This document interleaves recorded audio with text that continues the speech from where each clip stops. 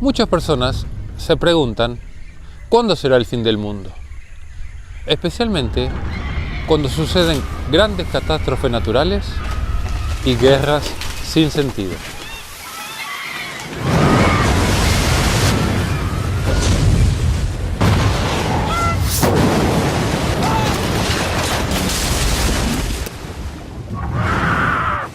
Estas calamidades que hacen tambalear nuestro mundo, sin duda nos recuerdan que un día todo lo que conocemos puede perecer.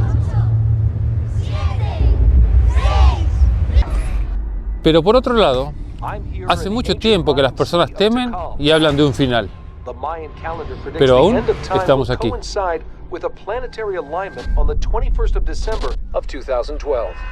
Los discípulos de Jesús, hace 2000 años, se hacían esa misma pregunta.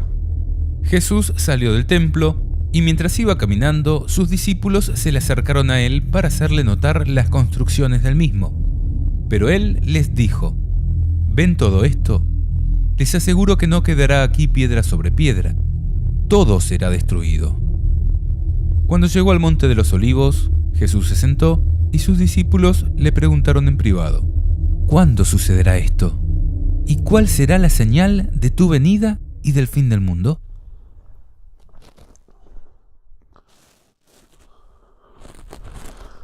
Jesús contestó esa pregunta. ¿Por qué? Porque el Señor no hace nada sin revelar su secreto a sus servidores, los profetas. Lo que podemos notar en la pregunta que le hacen los discípulos a Jesús sobre las señales de su venida y el fin del mundo es la estrecha relación que existe entre estos dos acontecimientos, la segunda venida de Jesús y el fin del mundo. Y he aquí la primera gran sorpresa. Estamos hartos de ver películas sobre el fin del mundo, como Armagedón, El día que la Tierra se detuvo, Impacto Profundo, Día de la Independencia, El día después de mañana, 2012, entre tantas otras. Pero en ninguna de ellas encontramos la participación de Jesús en todo esto. ¿No es verdad? Visto desde el punto de vista bíblico, no podemos pensar en un fin del mundo sin el regreso de Cristo en forma conjunta. Es más, si lees la Biblia, encontrarás que este fue uno de los temas favoritos de Jesús. Si bien el Maestro contestó acabadamente esa pregunta a sus discípulos, antes de describir los detalles finales de la historia, Jesús les advierte enfáticamente: tengan cuidado de que no los engañen. De esta advertencia podemos extraer dos conclusiones. La primera es que antes del regreso de Cristo habrían muchos engañadores. Y la segunda es que podríamos darnos cuenta de esos engaños. Ahora, la pregunta es, ¿cómo? ¿Cómo darnos cuenta de los engaños? La palabra de Dios habla de dos tipos de engaños y engañadores. 1. Los antirreligiosos.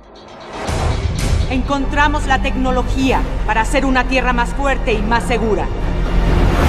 Porque nuestra supervivencia solo será posible si permanecemos unidos. Que representan a aquellas personas que ignoran la intervención divina en la historia de la humanidad. Dicen, todo seguirá como desde el principio. Y con argumentos autodenominados científicos, se burlan del regreso de Cristo. El apóstol Pedro dijo: sepan, en primer lugar, que en los últimos días vendrán hombres burlones y llenos de sarcasmo, que viven de acuerdo con sus pasiones, y que dirán: ¿dónde está la promesa de su venida? Nuestros padres han muerto, y todo sigue como al principio de la creación. Al afirmar esto, ellos no tienen en cuenta que hace mucho tiempo hubo un cielo y también una tierra brotada del agua que tomó consistencia en medio de las aguas por la palabra de Dios. A causa de esas aguas, el mundo de entonces pereció sumergido por el diluvio. Esa misma palabra de Dios ha reservado el cielo y la tierra de ahora para purificarlos por el fuego en el día del juicio y de la perdición de los impíos. Pero ustedes, queridos hermanos, no deben ignorar que delante del Señor un día es como 1000 años y 1000 años como un día. El Señor no tarda en cumplir lo que ha prometido, como algunos se imaginan, sino que tiene paciencia con ustedes, porque no quiere que nadie perezca, sino que todos se conviertan. Sin embargo, el día del Señor llegará como un ladrón, y ese día los cielos desaparecerán estrepitosamente. Los elementos serán desintegrados por el fuego, y la tierra, con todo lo que hay en ella, será consumida. Ya que todas las cosas se desintegrarán de esta manera, qué santa y piadosa debe ser la conducta de ustedes, esperando y acelerando la venida del día del Señor. Entonces se consumirán los cielos, y los elementos quedarán fundidos por el fuego. Pero nosotros, de acuerdo con la promesa del Señor, esperamos un cielo nuevo y una tierra nueva, donde habitará la justicia. Por eso, queridos hermanos, mientras esperan esto, procuren vivir de tal manera que Él los encuentre en paz, sin mancha ni reproche. Tengan en cuenta que la paciencia del Señor es para nuestra salvación.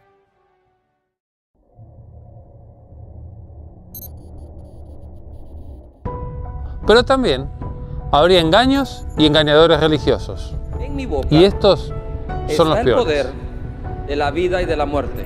Jesús se refirió a ellos cuando dijo: Tengan cuidado de que no los engañen, porque muchos se presentarán en mi nombre, diciendo, yo soy el Mesías, y engañarán a mucha gente. con el objetivo de engañar a multitudes, a lo largo de la historia, muchos han creado y crearán falsas representaciones de Jesús. Al respecto, San Pedro dijo: De la misma manera, habrá entre ustedes falsos maestros que introducirán solapadamente desviaciones perniciosas y renegarán del Señor que los redimió, atrayendo sobre sí mismos una inminente perdición.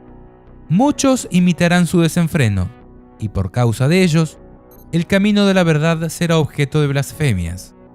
Llevados por la ambición y valiéndose de palabras engañosas, ellos se aprovecharán de ustedes.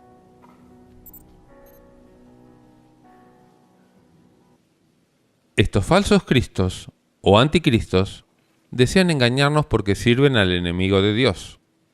Y la estrategia del diablo siempre ha sido camuflarse detrás de bellos disfraces. Con relación a ellos, San Pablo nos advirtió: Estos son falsos apóstoles, que proceden engañosamente, haciéndose pasar por apóstoles de Cristo.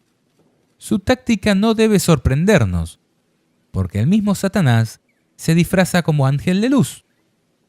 No es de extrañar entonces que sus servidores se disfracen como servidores de la justicia, pero su fin será digno de sus obras. Papa Francesco, on behalf of this very distinguished group, ¿cuáles son los engaños más efectivos? Los que parecen verdad, ¿no? Veamos un ejemplo. Este es un billete de $100. ¿Pero qué pensarías si alguien te quiere pagar con un billete como este? Creo que sería muy fácil darse cuenta, ¿no es así? Pero, ¿y si te entregan uno como este? Es mucho más fácil caer en la trampa, ¿verdad?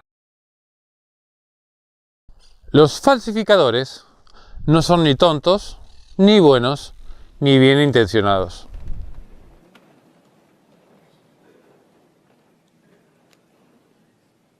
Sabemos cómo cuidarnos para no recibir un billete falso. Observamos si cumple con determinados requisitos, si pasa determinadas pruebas, o lo chequeamos con una máquina para esto. Pero, ¿qué hacemos con los engaños religiosos? ¿Hay alguna herramienta para conocer si una enseñanza es verdadera o falsa? Sí, la Biblia, la palabra de Dios, es nuestra mejor máquina detecta mentirosos. El que dice, yo lo conozco, y no cumple sus mandamientos, es un mentiroso, y la verdad no está en él. Pero en aquel que cumple su palabra, el amor de Dios ha llegado verdaderamente a su plenitud. Esta es la señal de que vivimos en él. También Jesús, en el Sermón de la Montaña, nos advirtió: Tengan cuidado de los falsos profetas, que se presentan cubiertos con pieles de ovejas, pero por dentro son lobos rapaces. Por sus frutos los reconocerán. No son los que me dicen Señor, Señor, los que entrarán en el reino de los cielos, sino los que cumplen la voluntad de mi Padre que está en el cielo. Muchos me dirán en aquel día: Señor, Señor, ¿acaso no profetizamos en tu nombre?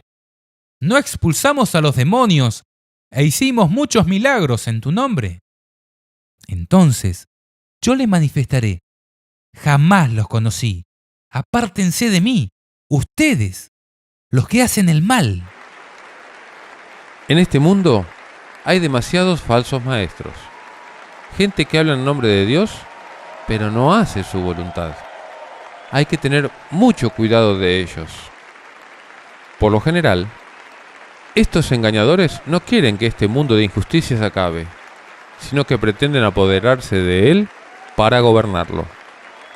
Quieren reinar ellos en vez de Cristo. Let's go!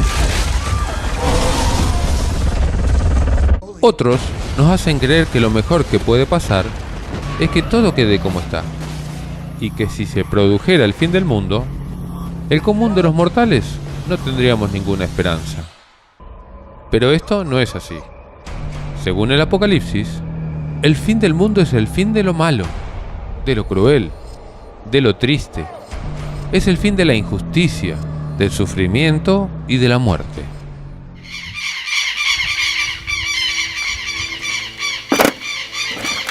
El fin del mundo incluye el regreso de Jesús en gloria y majestad, y con él un nuevo mundo sin dolor. Mirá lo que relata la Biblia. Después vi un cielo nuevo y una tierra nueva, porque el primer cielo y la primera tierra desaparecieron, y el mar ya no existe más. Vi la ciudad santa, la nueva Jerusalén, que descendía del cielo y venía de Dios, embellecida como una novia preparada para recibir a su esposo. Y oí una voz potente que decía desde el trono: Esta es la morada de Dios entre los hombres. Él habitará con ellos. Ellos serán su pueblo, y el mismo Dios estará con ellos. Él secará todas sus lágrimas, y no habrá más muerte, ni pena, ni queja, ni dolor, porque todo lo de antes pasó. El que estaba sentado en el trono dijo: Yo hago nuevas todas las cosas. Y agregó: Escribe que estas palabras son verdaderas y dignas de crédito. Ya está. Yo soy el Alfa y la Omega, el principio y el fin. Al que tiene sed, yo le daré de beber gratuitamente de la fuente del agua de la vida. El vencedor heredará estas cosas, y yo seré su Dios, y él será mi hijo. Pero los cobardes, los incrédulos, los depravados, los asesinos, los lujuriosos, los hechiceros, los idólatras y todos los falsos tendrán su herencia en el estanque de azufre ardiente, que es la segunda muerte. Para los malvados, el día del Señor va a ser el día más trágico de la historia. Pero para los que lo esperan y se arrepientan de sus pecados, va a ser el día más feliz.